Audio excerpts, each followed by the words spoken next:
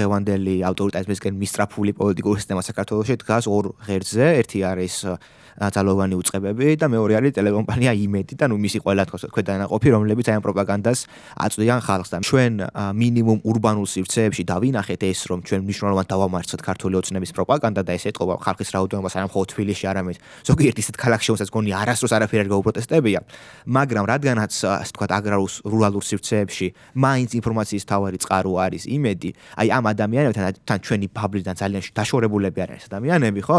აი ამ ადამიანებთან მე მგონია რომ კიდე ბევრი რაღაცა გვაქვს ჩვენ მისატანი და ალბათ ეს არის საბუთებში ფუნდამენტურად რაზეც უნდა ვიმუშაოთ, თუ კი ჩვენ გვინდა რომ ეს პროპაგანდის ღერძი დიდწილად ჩამოუშალოთ ქართულ ოცნებას, იმიტომ რომ ისინი საქართველოს მოქალაქეები არიან, უფრო მეტად ვიტყვი ისინი შეიძლება უფრო მნიშვნელოვანი რაღაც კონტექსტში საქართველოს მოქალაქეები დოვლათის წარმოების კუთხით და მათთან ჩვენ არ გვაქვს არც კომუნიკაცია და არც დიალოგი ძალიან ხშირად. და ეს პრობლემა არის და ამას იყენებს იმედი. ამ პირველში იმედი ქმნის ამ სიტუაციას. ნუ არა მხოლოდ იმედი, ძალიან პროპაგანდისტული ღერძი, ხო?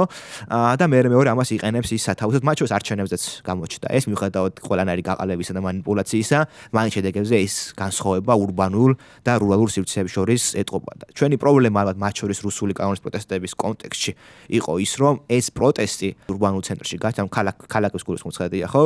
ვერ გავიტანეთ ჩვენ და ვერ მივიტანეთ ჩვენს თანამოქალაქეებთან სოფლებში და რაიონულ ცენტრებში და ესეც იყო ჩვენი ერთგვარი პრობლემა უეჭველია.